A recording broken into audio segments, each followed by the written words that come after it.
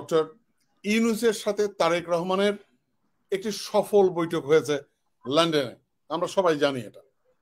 কিন্তু কেউ কেউ মনে করছেন তারেক রহমান প্রতারিত হয়েছেন। অনেক ধরনের কথা, অনেক ধরনের গুঞ্জন শুনছি। সো এ ব্যাপারে আপনার মতামত, আপনার প্রতিক্রিয়া জানতে চাই। অসংখ্য ধন্যবাদ টিটো ভাই। আমি এই সংক্রান্ত একটি ভিডিও কয়েকদিন আগে আমি করেছিলাম, যেখানে আমি উল্লেখ করেছিলাম যে তারেক রহমান এবং ডক্টর মোহাম্মদ ইউনূসের মাঝে যে একটা ক্লোজড ডোর মিটিং হয়েছে, তো সেই মিটিং এ এমন কি কি বিষয়গুলো ছিল যেগুলো মিডিয়াতে আসেনি। তো আমি আমার বিভিন্ন সূত্রের মাধ্যমে ওই অপ্রকাশিত বিষয়গুলোকে আমি কিন্তু প্রকাশ করে দিয়েছি, অর্থাৎ তাদের মাঝে যে কথাগুলো আমরা মিডিয়াতে পাইনি, যে আলাপ আলোচনাগুলো একদম তাদের মাঝে ইন্টারনালি হয়েছিল, যেটা পরবর্তীতে তাদের দুপক্ষেরই বিভিন্ন সূত্র তাদের সাথে তখন তারা শেয়ার করেছে, সেখান থেকে আমি জানতে পেরেছি। তো সেগুলো আমি আমার দর্শকদের সাথেও শেয়ার করেছি। যেমন সেখানে একটা উল্লেখযোগ্য বিষয় ছিল যে তারেক রহমানকে ডক্টর ইউনূস তিনি বলেছিলেন যে আমাকে তো আপনার সম্পর্কে এভাবে বলা হয়েছিল, আমি তো এই বিষয়গুলো এভাবে জানতাম। তখন উনি তার অবস্থান আবার ক্লিয়ারিফাই করলেন তারেক রহমান। আবার তারেক রহমান সম্পর্কেও কিন্তু ডক্টর মোহাম্মদ ইউনূসকে কিছু কিছু বিষয়কে অপব্যাখ্যা করা হয়েছিল, তিনি হয়তো ভুল বুঝেছিলেন, এবং তিনিও ডক্টর ইউনূস কিন্তু তারেক রহমানকে বলেছেন যে আমাকেও তো আপনার সম্পর্কে এই বিষয়গুলো এভাবে বলা হয়েছিল। তো এভাবে হয়েছে কি, তাদের মাঝে একটা দূরত্ব ছিল, সেই দূরত্বটা কিন্তু তারা অনেক ক্ষেত্রেই ঘোচাতে পেরেছিলেন এই একটা মানে ওয়ান টু ওয়ান যে মিটিং হয়েছে, মিটিং এর মাধ্যমে। যে কারণে আপনি দেখবেন যে দুপক্ষ থেকেই কিন্তু এই বৈঠকটি সফল হয়েছে এরকম একটি বার্তা দেওয়া হয়েছে।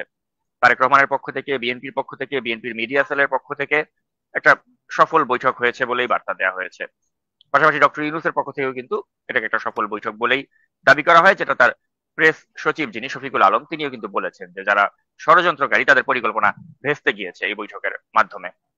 তো এখন পরবর্তী সময় আমরা কি দেখলাম, যে আমরা যেটাকে বলি ডক্টর ইউনূসের কিংস পার্টি, সেই এনসিপি, তারা কিন্তু এই বৈঠকটিকে ভালোভাবে নেয়নি, এবং তারাও কিন্তু একটা ক্ষুব্ধ প্রতিক্রিয়া জানিয়েছে, এবং তারা একটা ধারণা দেওয়ার চেষ্টা করেছে যে ডক্টর ইউনূস তিনি সংখ্যাগরিষ্ঠ দলের সাথে অন্যান্য যেসব দল রয়েছে তাদের সাথে তিনি আলাপ আলোচনা না করে তিনি একটি রাজনৈতিক দল অর্থাৎ এই বিএনপি তাদের কথাতেই তিনি নির্বাচনের তারিখটা এভাবে যে দিয়ে দিলেন, অর্থাৎ ফেব্রুয়ারি নাগাদ হবে, এটা তার উচিত হয়নি। এরকম বার্তা এনসিপি বা জামায়াতে ইসলামী বা অন্যান্য দলগুলো যারা রয়েছেন তারা দেওয়ার চেষ্টা করেছেন। তো এ থেকেও কিন্তু অনেকে ওই দুয়ে দুয়ে চার মেলাবার মতো একটা মেলাবার চেষ্টা করেছে, যে তাহলে নিশ্চয়ই এনসিপি, জামায়াতে ইসলামী এরা যেভাবে ডক্টর ইউনূসকে প্রভাবিত করছিল, হয়তো তারেক রহমানের সাথে একটা বৈঠকের পরেই ওই প্রভাব থেকে তিনি বের হয়ে আসতে পেরেছেন, এবং তিনি হয়তো একটা নির্বাচন ফেব্রুয়ারি মাস নাগাদ দেবেন। এই আশায় কিন্তু বিএনপির বা জাতীয়তাবাদী চেতনার যারা লোকজন রয়েছেন তারা আশাবাদী হয়েছেন, এবং তারা বিশ্বাস করেছেন যে হয়তো তারেক রহমানের সফল বৈঠকের প্রেক্ষিতেই এরকম একটা কিছু মানে হয়েছে। এখন আমরা আসলে দেখবো যে বিএনপির মিডিয়া সেল তারা কি বার্তাটা দিয়েছে। তারা কিন্তু আপনি দেখবেন যে এই বৈঠকটি হওয়ার পর থেকেই কিন্তু তারা একটা অত্যন্ত পজিটিভ মানে একটা ভাইব দেওয়ার চেষ্টা করেছে, বিভিন্ন পোস্টের মাধ্যমে বোঝাবার চেষ্টা করেছে এটা একটা সফল বৈঠক হয়েছে। এবং আপনি দেখবেন যে বিএনপির ভেতরে যে কয়েকজন স্থায়ী কমিটির সদস্য রয়েছেন যারা এ সরকারের নানা কর্মকাণ্ডের সমালোচনা করছিল এতদিন ধরে, নানা বিষয়ে তাদের মাঝে যে একটা মানে মত পার্থক্য দেখা যাচ্ছিল, তারা আপনি দেখবেন খেয়াল করলে যে তারা এই বৈঠকটির পরে কিন্তু অনেকটাই চুপ হয়ে গিয়েছেন। অর্থাৎ তাদের দলীয় ভাবেই সিদ্ধান্ত হয়েছে যে আমরা এখন থেকে ডক্টর মোহাম্মদ ইউনূসের এই সরকারের সমালোচনা করবো না। অর্থাৎ তাদের যে একটা কনফ্রন্টেশন আমরা দেখছিলাম, যে বিএনপির সাথে এই সরকারের একটা চরম ভাবে একটা মানে মত পার্থক্য দেখা যাচ্ছিল। বিশেষ করে আপনি জানেন যে এই জাতীয় নিরাপত্তা উপদেষ্টা খলিলুর রহমান, তাকে নিয়ে তাদের একটা তীব্র আপত্তি ছিল। তা আমরা ভেবেছিলাম যে হয়তো এই সমস্ত আপত্তির বিষয়গুলো এখন আর থাকবে না, বা খলিলুর রহমান যেহেতু তাকে ব্যক্তিগতভাবে রিসিভ করলো ওখানে, এবং তিনি যেহেতু যৌথ বিবৃতি পাঠ করলেন, তো হয়তো তাদের মাঝে দূরত্বটা ঘুচে গিয়েছে, এরকমই আমরা ভেবেছিলাম। তো এই যে আমরা এত কিছু ভাবলাম, এরই মধ্যে আবার দেখা গেল কি ইশরাক হোসেন তিনি যে নগর ভবনে যে একটা জটিলতা দেখা দিল, তাকে যে যৌক্তিক ভাবেই মানে তিনি যে আদালতের রায়ের দ্বারা তিনি যে মেয়র হিসেবে শপথ নেওয়া তার উচিত ছিল, তাকে শপথ নিতে দেয়া হচ্ছে না আসিফ মাহমুদ সজীব ভুঁইয়ার পক্ষ থেকে। আমরা দেখলাম না যে এখানে ডক্টর মোহাম্মদ ইউনূস তিনি প্রধান উপদেষ্টা হিসেবে তিনি ইন্টারফেয়ার করলেন, বা তিনি এই বাচ্চা নাবালক উপদেষ্টাকে তিনি বললেন যে আসিফ তুমি যেটা করছো এটা ঠিক হচ্ছে না। এখানে একটা অভিভাবকের ভূমিকা কিন্তু ডক্টর ইউনূস নিতে পারতেন। তো অত্যন্ত দুঃখের বিষয়, ডক্টর মোহাম্মদ ইউনূস তিনি কিন্তু অভিভাবকের ভূমিকা নেননি। তো এগুলো কিন্তু আমাদেরকে আবার মনে প্রশ্ন জাগায়, যে যেহেতু বিএনপির পক্ষ থেকে বলা হচ্ছে যে একটা সফল বৈঠক হয়েছে, তো যদি সত্যি একটা সফল বৈঠক হয়ে থাকে আমরা তো সেটার মানে ইন্ডিকেশন বাইরে থেকে দেখতে পাচ্ছি না। কারণ যদি তাই হতো তাহলে তো ইশরাক হোসেনকে তো এখন শপথ নিতে কোনো বাধা থাকার কথা ছিল না। সাকিব, এখানে আমি আপনাকে একটু অ্যাড করতে চাই, জাস্ট একটু কন্ট্রিবিউট করতে চাই। আমরা জানি যে সিনিয়র সাংবাদিক মাসুদ কামাল উনি একটা মানে চমৎকার একটা বক্তব্য রেখেছেন এই প্রসঙ্গে, এবং সেই ভিডিওটি আপনিও শেয়ার করেছেন। তো আমি কি একটু প্লে করব? হ্যাঁ, আমরা একটু ভিডিওটা প্লে করি। জি, একটু রেফারেন্সটা দরকার। জি। একটা নাবালক উপদেষ্টা তার গোয়ার্তুমির কারণে আজকে পুরো দেশের কাছে এই সরকার হাস্যকর হয়ে গেছে, জাস্ট হাস্যকর। সরকার আমার বলুন ভাই, সরকারের মতো অনেক লোক, আপনি নিজেও আইন বুঝেন, আপনি আমার বুঝান কোন আইনে তারা শপথ দিল না? বলুন তো আপনি আমাকে এটা ভাই। এই জন্য যে লোকগুলো সেখানে আছে ওই লোকগুলি ভোট দিলে একটা মেয়র হয়ে যায়, তাহলে কেন দিবেন না আপনি দায়ী করতে? এই জ্ঞান নিয়ে, এই বুদ্ধি নিয়ে, এই মানে আপনার মানুষের প্রতি এই ফিলিংসটা নিয়ে আপনারা আছেন সরকার চালাইতে। এখন তো মেয়াদ শেষ, এখন কি করার? এখন আগে পরের আগেটা শেষ করেন, আগেরটা বলেন, আগে তো ও শাস্তি হোক। ধরলাম শাস্তি হলো, শাস্তি তখন দেখবো কি হয়। তখন কি এখন ইশরাক হোসেন যা করছেন আমি মনে করি ইশরাক হোসেনকে 5 বছরের জন্য মেয়র রাখা উচিত। এটা আমি পার্সোনাল, কারণ আমি তো আমার তো ভোটার আসে, আমি তো ওই এলাকার অধিবাসী। আমার এলাকায় যারা ভোট দিয়েছে ইশরাক হোসেনকে, তার থেকে 5 বছরের জন্য ভোট দিয়েছে। এখানে একটা বিষয় পরিষ্কার, আপনি দেখেন যে আগে স্থানীয় সরকার মন্ত্রণালয়ের দায়িত্বে যিনি ছিলেন প্রয়াত উপদেষ্টা হাসান আরিফ, তিনি কিন্তু যখন চট্টগ্রাম সিটি কর্পোরেশনের মেয়র হিসেবে যখন শপথ পড়াবার কথা ছিল, তিনি কিন্তু ওই ব্যক্তিকে শপথ পড়িয়ে দিয়েছেন এই একই প্রেক্ষাপটে। তো তার মধ্যে কিন্তু ওই ধান্দাটা ছিল না হাসান আরিফের, যে আমি এখানে আমার নিজের লোককে প্রশাসক বানিয়ে রেখে আমি ধান্দা করব। তিনি আদালতের রায়ের বাস্তবায়ন করে দিয়েছেন। তো যে কারণে চট্টগ্রাম সিটি কর্পোরেশনের মেয়র আমরা শপথ পড়াতে পারি, ওই একই কারণে তো ইশরাককেও এখানে শপথ পড়াতে হবে। যে কাজটা হাসান আরিফ করেছিলেন, ওই একই মন্ত্রণালয়ের দায়িত্বে থাকা উপদেষ্টা হিসেবে এখন হাসান আরিফের মৃত্যুর পরে দায়িত্ব পেয়েছেন আসিফ মাহমুদ সজীব ভুঁইয়া।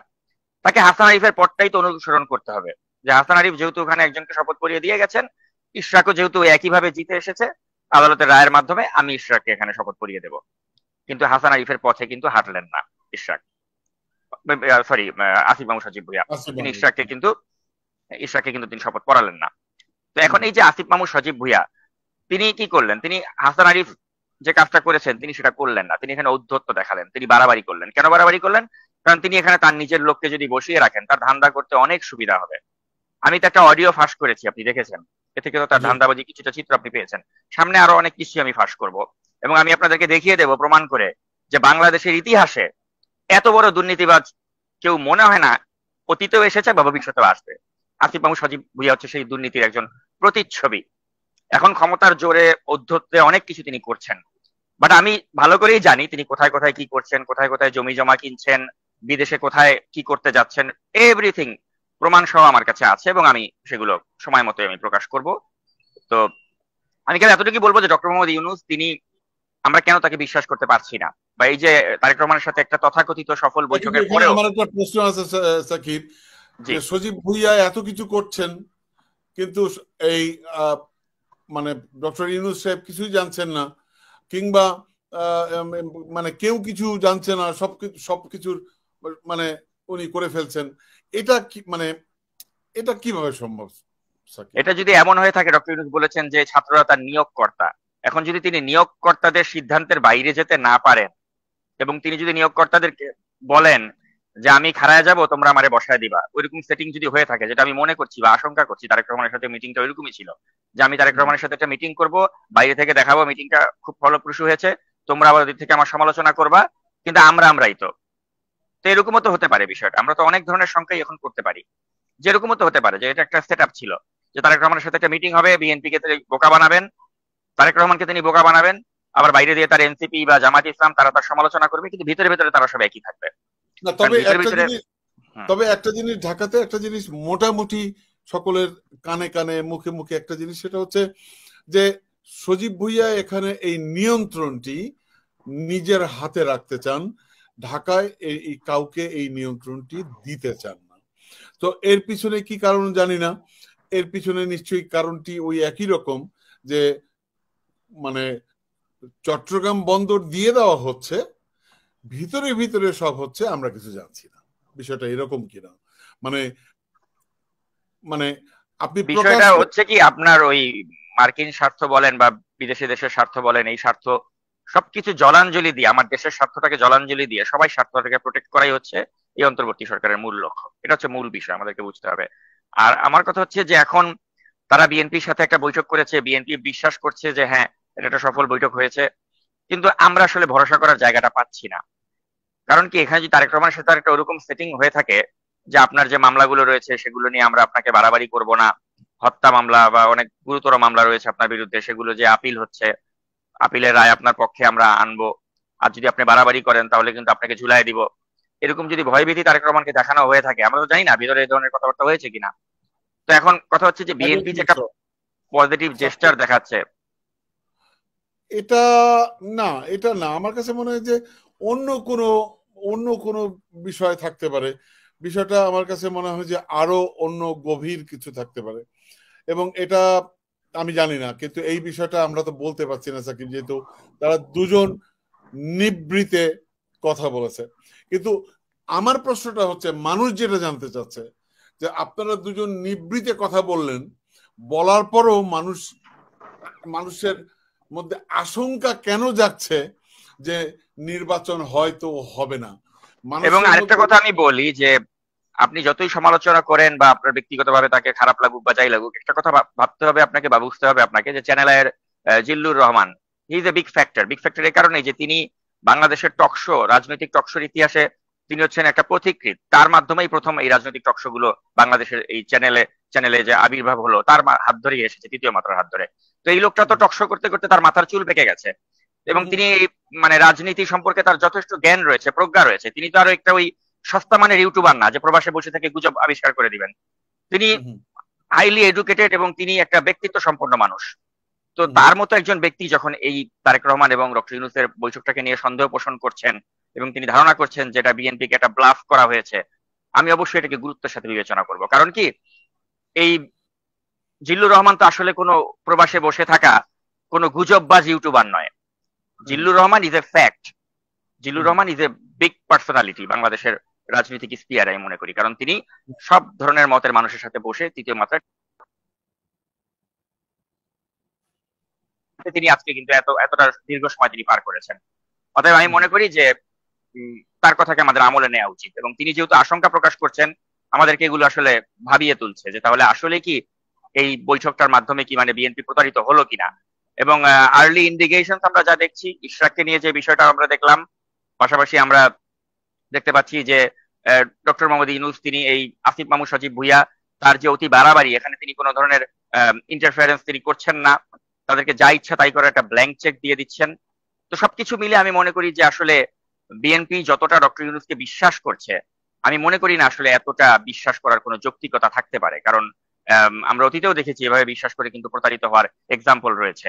এখন যে ডক্টর ইউনূস যে তাদের পেছন থেকে ছুরি মারবেন না, আমি এটা বুঝি কি করে, কারণ ডক্টর ইউনূস তো তার সব ধরনের আচার আচরণ ব্যবহার এবং তিনি যা কার্যক্রমগুলো করছেন, এগুলো দ্বারা তিনি একটাই প্রমাণ করছেন যে তিনি আসলে এই দেশে মূলত মার্কিন স্বার্থটাকে এস্টাবলিশ করার উদ্দেশ্যেই তিনি বসেছেন। তো সেজন্য আমি আসলে এখানে অনেকেই বলছেন যে অন্তত নিরাপত্তা উপদেষ্টার সাথে মানে এই মিটিং এ অ্যাজ এ কি পার্সন থাকার কারণে অনেকের মধ্যে এই সন্দেহটা জাগছে, এবং সন্দেহটা জাগার পেছনে আরো কারণ আছে। কারণ নিরাপত্তা উপদেষ্টার কার্যক্রম যদি আপনি বিশ্লেষণ করেন, আমি অত্যন্ত আতঙ্কিত, আমি অত্যন্ত শঙ্কিত। কারণ এই ব্যক্তিটি এখন এই মুহূর্তে কোথায় আছে টিরো ভাই, আপনি কি জানেন? আমার দর্শকরা কি জানে না? এই ব্যক্তি এখন এই মুহূর্তে অবস্থান করছে মার্কিন যুক্তরাষ্ট্রে, ওয়াশিংটন ডিসিতে। এবং আমার সোর্স আমাকে যে তথ্য দিয়েছে তা হচ্ছে যে এই ব্যক্তি পাকিস্তানের আইএসআই এর প্রধান যিনি রয়েছেন তার সাথে তিনি একটা গোপন বৈঠক করতে যাচ্ছেন। তো এখন আমাদের তো এগুলো আসলে ভাবিয়ে তোলে যে এই যে আমাদের ন্যাশনাল সিকিউরিটি অ্যাডভাইজার, তিনি যেসব কার্যক্রম করছেন এবং তিনি যে বেশিরভাগ সময় তিনি যে দেশের বাইরে থাকছেন, এই যে দেশের বাইরে থেকে বিভিন্ন স্টেক হোল্ডার যারা রয়েছেন বা বিভিন্ন প্রতিবেশী দেশের লোকজন যারা রয়েছেন, গুরুত্বপূর্ণ ব্যক্তি রয়েছেন, তাদের সাথে তিনি যে ধরনের মানে কথাবার্তা বলছেন বা আলাপ আলোচনা করছেন, এগুলোর আউটকাম আমাদের দেশের জন্য কতটা ভয়ঙ্কর হতে পারে, এগুলো নিয়ে কিন্তু আমরা আসলে শঙ্কিত। কারণ শঙ্কিতর একটাই কারণ যে এই ব্যক্তির অতীত ইতিহাসটা কিন্তু স্বচ্ছ নয়, এবং এই ব্যক্তিকে নিয়ে ইতিমধ্যে অনেক বিতর্ক তৈরি হয়েছে। এরকম একটি বিতর্কিত ব্যক্তিকে যখন ডক্টর ইউনূস এরকম একটি গুরুত্বপূর্ণ জায়গায় বসিয়ে রেখেছেন, তো তিনি অনেক ক্রিয়াকলাপ করছেন, আগামী দিনগুলোতেও করবেন, এবং তিনি এই দেশটাকে কতটা বিপদের মধ্যে ঠেলে দিচ্ছেন এটা আসলে আগামী দিনগুলোতেই আমাদের কাছে স্পষ্ট হবে। আমরা তো শুরু থেকেই বলে আসছিলাম যে এই খলিলুর রহমান তিনি আমাদের জাতীয় নিরাপত্তার জন্য একটা হুমকি। তিনি সেনাবাহিনীর সাথে আমাদের জনগণের একটা বিরোধ তৈরি করার জন্য কুশীলব হিসেবে কাজ করছেন। এবং সবচেয়ে অবাক লেগেছে যে ডক্টর মোহাম্মদ ইউনূস তারেক রহমানের সাথে মিটিং এ তাকে কেন ফোর ফ্রন্টে রাখলো। অনেকে বলছে যে, অনেকে এভাবে বলছে যে আমাদের মানে অনেকের সাথেই আমার কথা হলো এখানে, এবং অনেকে বলছে যে আমাদের প্রফেসর ইউনূস সাহেব তো পৃথিবীর অনেককে টুপি পরান, আমাদের তারেক জিয়াকেও টুপি পরিয়ে দিয়েছেন। মানে এই কথাগুলো আসার অর্থটা হচ্ছে মানুষ এটাকে সন্দেহের চোখে দেখছে। এখন এই সন্দেহের চোখে দেখাটা কোনোভাবেই আমার কাছে মনে হয় যে সামনে ইলেকশন হবে এটা প্রতীয়মান হয় না। কেন জানি মনে হচ্ছে যে এখানে কোন রকম প্রতারণার, আপনি যেটা বলছেন এটার সাথে এই রাজনৈতিক অঙ্গনে যে কথা চলছে, বিভিন্ন জন যে কথা বলছে সেগুলো মিলে যাচ্ছে।